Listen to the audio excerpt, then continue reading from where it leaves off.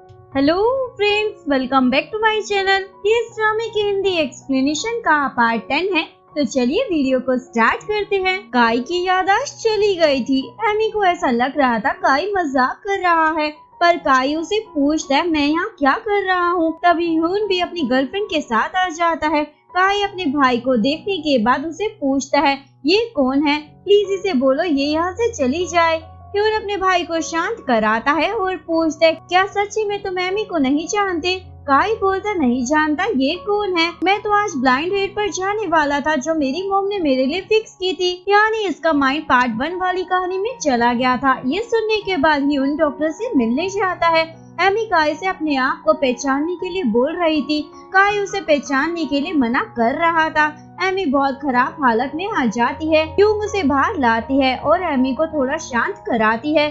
Doctor आते हैं। Doctor काई से कुछ सवाल पूछते हैं, उसके बाद बाहर आ जाते हैं। एमी पूछती है क्या हुआ डॉक्टर, उसे मैं याद क्यों नहीं हूँ। डॉक्टर बताता है शायद उसका मेमोरी लॉस हो गया है। उन्हें बस तब तक की बातें याद है जिस दिन वो नाना नाम की लड़की से मिलने जाने वाला था। नाना भी काई से मिलने आई हुई थी। नाना उसकी बातें सुन रही थी।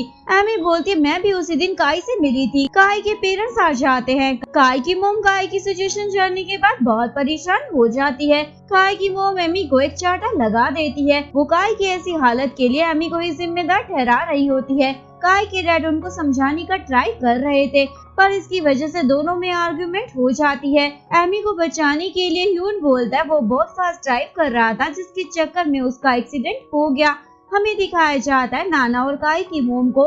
नाना ये बोल रही थी अब फिक्र मत करो, काई ठीक हो जाएगा और आप एमी को इसके लिए ब्लेम मत कीजिए। काई की मोम बोलती है तुम उसकी साइड ले रही हो, तुम ये बात ऐसे भूल सकती हो, उसने तुम्हारा प्यार तुमसे छीन लिया है।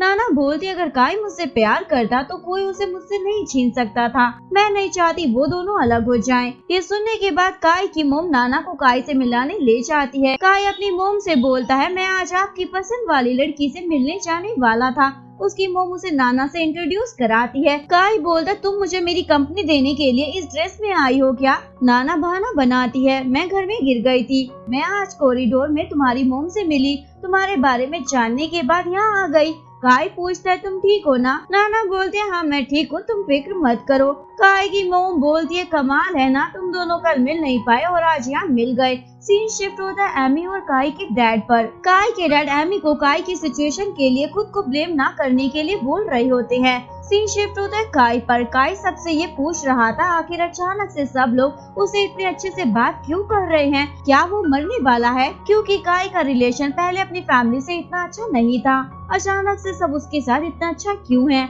एमी आने के बाद काई के पास जाके बोलती है मैं आ गई सर। काई बोलता तुम कौन हो, सुबह तो तुम हॉस्पिटल वाली ड्रेस में थी ना। एमी बोलती है मैं आपकी मेड हूँ। काई बोलता मुझे मेड की कोई जरूरत नहीं है। एमी बोलती है मैं सिस्टर होम की कजन हूँ, मुझे काम की जरूरत है, प्लीज आप मुझे ऐसे मत बोलिए। काई उसे मना ही किए जा रहा होता है। काई के डैड बोलते हैं ये मेरा ऑर्डर है, एमी तुम्हारे साथ रहकर तुम्हारा ख्याल रखेगी। ये सुनने के बाद अब काई अपने डैड की बात को मना नहीं कर पाता। कुछ देर बाद एमी काई के लिए एप्पल्स काट रही होती है। काई नाना से फ्लर्ट करने में लगा हुआ था। नाना बार बार एमी को देख रही थी क्योंकि उसे अनकंफर्टेबल लग रहा था। काई नाना से पूछता है तुम उसकी तरफ क्यों देख रही हो, और काई एमी को बोलता तुम ना बाहर जाओ। ये सुनने के बाद एमी शॉक हो जाती है, पर नाना बात को संभालते हुए बोलती है मुझे यहाँ आए हुए देर हो गई है, मैं रेस्ट करने जाती हूँ, तुम अपना ख्याल रखना। एमी नाना से बोलती है मैं तुम्हें वहाँ तक ले जाती हूँ। काई नाना से उसका रूम नंबर पूछ लेता है। नाना काई को अपना रूम नंबर दे देती है। नाना को उसके रूम में लाने के बाद एमी काई और उसकी हेल्प करने के लिए नाना को थैंक यू बोलती है। नाना बोलते तुम्हें मुझे थैंक यू बोलने की जरूरत नहीं है, मैं वहाँ काई को बचाने ही गई थी। काई एमी को कपड़े खरीदने के लिए भेज देता है। एमी मना कर रही होती है, पर काई बोलता अगर तुम मेरी बात नहीं मानोगी तो मैं तुम्हें फायर कर दूंगा। अब एमी ऐसे ही काई को छोड़कर जा नहीं सकती थी, इसलिए मान जाती है। नाना अपनी मोम से बात कर रही थी। नाना के डैड अभी भी नाना से बहुत ज्यादा नाराज थे क्योंकि इस बंदी ने काई के प्यार में पड़कर कुछ ज्यादा ही स्टूपिडिटी दिखाई थी। नाना ने अब तक घर में अपनी सिचुएशन के बारे में बताया नहीं था। काई नाना के रूम में आ जाता है। काई नाना से बहुत अच्छे से बात कर रहा था। ह्यून और एमी डॉक्टर की बातों को याद कर रहे थे। अब डॉक्टर ने काई को एक साइकोलॉजिकल हॉस्पिटल में एडमिट करने को बोल दिया था। पर ऐसा करने से काई बड़ी आसानी से सच जान जाता। इसलिए ह्यून अब एक प्लान बनाता है। काई को घर लेके जाना है, उसके बाद उसके लिए एक डॉक्टर हायर करेंगे। काई को डिस्चार्ज वाली न्यूज मिलने के बाद वो बहुत खुश था। काई ड्रेस चेंज कर नाना से मिलने जाता है। काई जाने से पहले नाना का नंबर मांग लेता है। घर में जाने के बाद एमी तो पुरानी वाले वक्त को याद कर रही थी। काई एमी को उसके लिए बाथ टब रेडी करने को बोलता है। एमी को बाथरूम में जाने के बाद वो मोमेंट याद आता है, किस तरह उसने फर्स्ट मीटिंग में उसकी धुलाई की थी। एमी बहुत ट्राई कर रही थी छोटी छोटी चीजों की मदद से काई का मेमोरी वापस लाने की, जो बार बार फेल हो रहा था। नाना को डॉक्टर आके उसके रिलेटिव्स के बारे में पूछते हैं। नाना बोलती है, मैं खुद अपनी रिलेटिव हूँ, जो भी बोलना है मुझे बताइए। डॉक्टर बोलते हैं आपको कैंसर है। ये सुनने के बाद नाना शॉक हो जाती है। नाना डॉक्टर के जाने के बाद बहुत रोने लग जाती है। फांग काई से मिलने आता है। काई को फांग भी याद था। फांग पहले की तरह शाओ के बारे में काई के सामने कंप्लेन करने लग जाता है। काई और फांग बातें कर रहे थे, तभी एमी और शाओ भी वहाँ आ जाते हैं। एमी किचन में जाती है। फांग काई को उसके पास इतनी खूबसूरत मेड होने के लिए पहले जैसे चिढ़ा रहा होता है। अपने दोस्त से भी बस एमी की तारीफ सुनने के बाद काई को एमी से इरिटेशन हो रही होती है। शाओ और फांग काई के घर से बाहर आते हैं। सोफी यानी काई की असिस्टेंट काई से मिलने आई थी। सोफी शाओ से काई की कंडीशन के बारे में पूछती है। शाओ सोफी को खुद जाके देखने के लिए बोलती है। सोफी एमी से काई के बारे में पूछती है। एमी सोफी से काई की कंडीशन के बारे में सारी बातें बता देती है। एमी का मानना था क्योंकि सोफी भी काई के साथ काम करती थी, तो ऐसे पेशेंट के साथ कैसे बात करनी है उसे जरूर पता होगी। एमी सोफी को बैठने के लिए बोल के काई के कमरे में चली जाती है। काई इस टाइम पे बाथरूम में था। एमी के बुलाने पर भी काई उसकी आवाज नहीं सुन पाता। एमी भी उसे ढूंढते ढूंढते उस सिचुएशन में पहुंच जाती है जहाँ काई कपड़े बदल रहा था। एमी को देखने के बाद काई शॉक हो जाता है। एमी अपनी आंखें बंद करने लग जाती है। काई पूछता है, तुम्हें मैनर नहीं है क्या? किसी के रूम में आने से पहले नॉक करना सीखा नहीं है क्या तुमने?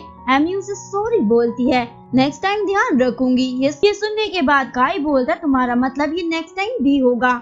एमी बोलती है, ज्यादा ओवर रिएक्ट मत करो, वैसे भी मैंने कुछ देखा नहीं है ना, मुझे तुम्हें ऐसे देखने का कोई शौक है, मैं बस तुम्हें ये बताने आई थी सोफी आई है। काई बोलता है, बता दिया ना, अब निकलो यहाँ से। एमी को काई धक्का देते हुए बाहर भेज देता है। एमी बाहर आने के बाद हंसने लग जाती है। काई नीचे सोफी से मिलने आता है। सोफी उसे कुछ पूछने वाली थी, पर काई उसे यहाँ से जल्दी जाने को बोलता है। एमी सोफी के लिए पानी लाती है, पर काई उस पानी के गिलास को पकड़ के सोफी को जाने के लिए बोलता है। नेक्स्ट सीन में स्विमिंग पूल में सारा पानी गायब हो गया था। काई गुस्से में एमी को बोलता है। उसके बाद काई एमी पर चिल्लाना स्टार्ट करता है। एमी बोलती है, आपकी प्रॉब्लम क्या है? हर बार बस मुझे ही सुनाते हो। आपने जो जो काम बोला था मैंने वो सब किया है, फिर भी आप मुझ पर गुस्सा कर रहे हो। ये मेरा डिपार्टमेंट नहीं है, फिर भी मैं आपकी बातें सुनकर सब कर रही हूँ। काई बोलता, जब मैं कपड़े बदल कर आऊंगा तब तुम मुझे यहाँ पर दिखनी नहीं चाहिए। काई अपने ड्रेसिंग रूम में देखता है, किसी ने उसके कपड़े भी काट दिए हैं। अब ये एमी का ही काम था। पहले जब उसने काई के कपड़े से खुद के लिए ड्रेस बनाया था, तब वाली मेमोरीज काई को थोड़ी थोड़ी याद आने लगती है। काई अभी वाला एमी का ड्रेस याद करता है और चिल्लाते हुए एमी का नाम लेता है। एमी पहले से ही परेशान बैठी हुई थी। काई एमी के पास आके बोलता है, तुम्हारी हिम्मत कैसे हुई मेरे कपड़ों की ऐसी हालत करने की? ये सुनने के बाद एमी को ऐसा लग रहा था शायद काई को सब याद आ गया है। एमी पूछती है, क्या तुम्हें सब याद आ गया है? काई बोलता है, मैं कुछ भूल गया हूँ क्या? एमी बोलती है, अगर याद नहीं तो इस कपड़े के बारे में कैसे बोल रहे हो? काई बोलता है, तुम्हें क्या लगता है यहाँ पर तुम्हारे अलावा कौन है जो मेरे कपड़ों के साथ ये सब कर सकता है? तुम्हारी हिम्मत कैसे हुई? एमी बोलती है, बताओ। एमी उसकी बातों को इग्नोर करने का ट्राई करती है, पर बाद में सॉरी बोल देती है। काई बोलता, तुम 2 दिन के पैसे लेके यहाँ से दफा हो जाओ। एमी मना कर देती है। काई बोलता है, मुझे मजबूर मत करो वरना मैं तुम्हें उठाकर यहाँ से बाहर कर दूंगा। एमी फिर से मना कर देती है। काई एमी को सच में उठाने लगता है। एमी भाग के अपने रूम में जाके अंदर से बंद करती है। काई उसे बाहर आने को बोल रहा था। एमी काई से मना कर रही थी। काई पुलिस को कॉल करने लगता है। एमी काई से बोलती है, तुम पुलिस को कॉल मत करना क्योंकि वो लोग तुम्हारी कोई हेल्प नहीं करेंगे। काई बाहर से सोचता है, इसे कैसे पता चला मैं पुलिस को कॉल करने वाला हूँ? काई इसने सीसीटीवी तो नहीं लगाया हुआ यहाँ पर? काई एमी से प्यार से बोलता है, प्लीज बाहर आ जाओ, मैं कुछ नहीं करूँगा। एमी मना कर देती है। काई दरवाजा तोड़ने लगता है। एमी बोलती है घर रेंटेड है, अगर तुम खुद का नुकसान करवाना चाहते हो तो करो, बाद में तुम्हें ही रिपेयर कराना पड़ेगा। काई अपने रूम में जाकर घर की ओनर का नंबर लेता है और उन्हें कॉल कर चाबी लेकर आने को बोलता है। एमी अंदर रूम में सोचती है इतना सन्नाटा क्यों हो गया है, वो कहाँ गया। एमी धीरे से बाहर आकर काई को देखने लगती है। घर की ओनर आकर काई को चाबी दे देती है। एमी भागते हुए रूम में जाती है और रूम से बालकनी में जाती है। काई रूम खोल लेता है। एमी बालकनी में थी। एमी को काई देख लेता है। काई एमी से ड्रामा ना करने को बोलता है। एमी बोलते अगर तुम यहाँ से नहीं जाओगे तो मैं कूद जाऊंगी। काई बोलता ठीक है और भागते हुए एमी को पकड़कर उसे अपने कंधे पे उठाकर बाहर लेकर आता है। काई एमी को जाने को बोलता है। एमी यहाँ से जाना नहीं चाहती थी इसलिए रोने लग जाती है। काई बोलता देखो अगर तुम्हें पैसे चाहिए तो मैं तुम्हें दे दूंगा, पर प्लीज यहाँ से चली जाओ, कहीं और जॉब ढूंढ लो। अगर आपको वीडियो अच्छी लगी हो तो प्लीज वीडियो को लाइक करें, चैनल को सब्सक्राइब करें, न्यू अपडेट्स के लिए बेल आइकन का बटन प्रेस करें। मिलते हैं नेक्स्ट वीडियो के साथ, तब तक के लिए सारंगे, बाय बाय।